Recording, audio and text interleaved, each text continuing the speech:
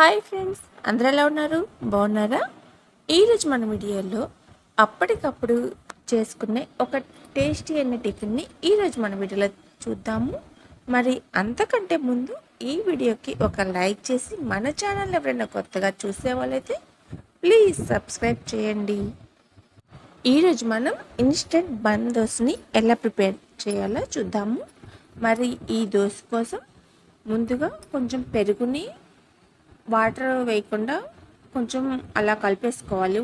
ఉండలు అవి లేకుండా కొంచెం జస్ట్ అలా కలిపేసుకొని అందులో ఒక కప్పు బొంబాయి రవ్వ వేసి కలుపుకోవాలి. ఒక కప్పు పెరుగు తీసుకుంటే ఒక కప్పు బొంబాయి రవ్వ వేసుకోవాలి. పెరుగు వచ్చేసి మరీ తీయటిది వేసుకునే అవసరం లేదు. కొంచెం లైట్గా పుల్లగా ఉంటుంది కదా, అలా పులిసిన పెరుగనే వేసుకోవచ్చు. ఇలా కలిపేసుకున్న తర్వాత స్టవ్ ఆన్ చేసుకొని ఒక బాండీ పెట్టేసి అందులో 2-3 స్పూన్లు ఆయిల్ వేసుకోవాలి. ఆయిల్ హీట్ అయిన తర్వాత ఒక స్పూన్ జీలకర్ర వేసి వేయించుకోవాలి.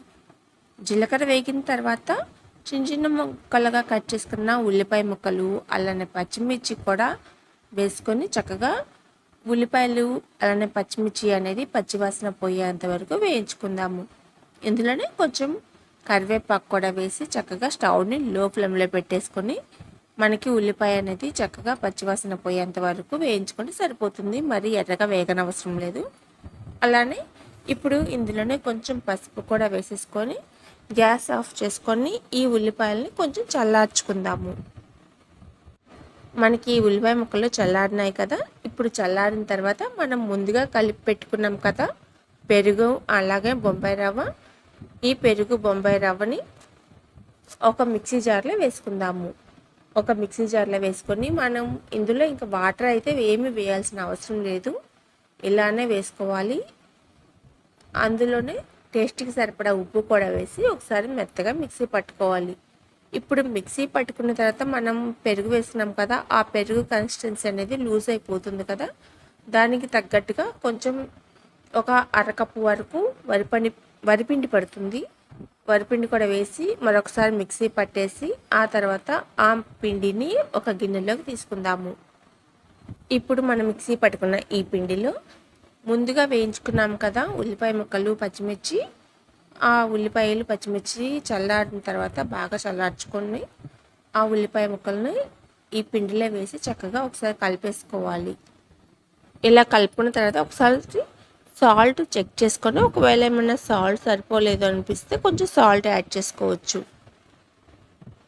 మనం బన్ దోశ వేసుకోవడానికి పిండి కన్సిస్టెన్సీ అనేది ఈ విధంగా ఉంటే సరిపోతుంది. మరీ చిక్కగా కాకూడదు, అలా అనేసి మరి నీరుగా కాకుండా ఈ కన్సిస్టెన్సీలో ఉంటే సరిపోతుంది.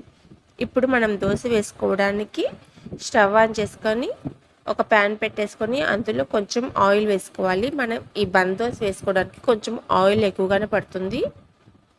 కొంచెం ఒక 2-3 స్పూన్ల వరకు ఆయిల్ వేసి ఆయిల్ హీట్ అయిన తర్వాత పిండిని కూడా వేసి మూత పెట్టేసి స్టవ్ని లో ఫ్లేమ్లోకి అడ్జస్ట్ చేసుకొని మనం ఈ దోశ ఎర్రగా కాలేంత వరకు కాల్చుకోవాలి. మనకి దోశ ఇలా ఒక సైడ్ కలర్ వచ్చిన తర్వాత రెండో వైపు కూడా టర్న్ చేసుకొని చక్కగా ఈ దోశని కాల్చుకోవాలి. అంతే, చాలా సింపుల్గా అప్పటికప్పుడు ఇంట్లో పిండిలు ఏమీ లేకపోయినా కూడా అప్పటికప్పుడు వేసుకున్న బన్ దోశ రెడీ. టేస్ట్ అయితే చాలా బాగుంటుంది. ఒకసారి తప్పకుండా ట్రై చేయండి. ఎలా ఉంది? మీకు నచ్చింది కదా? ఇదే విధంగా మనకి ఎన్ని దోశలు అయితే కావాలో అన్ని దోశలను ప్రిపేర్ చేసుకోవడమే. ఎలా ఉంది? మీకు నచ్చింది కదా?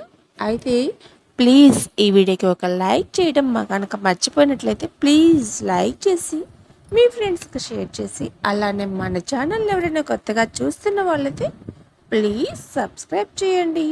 Thank you so much.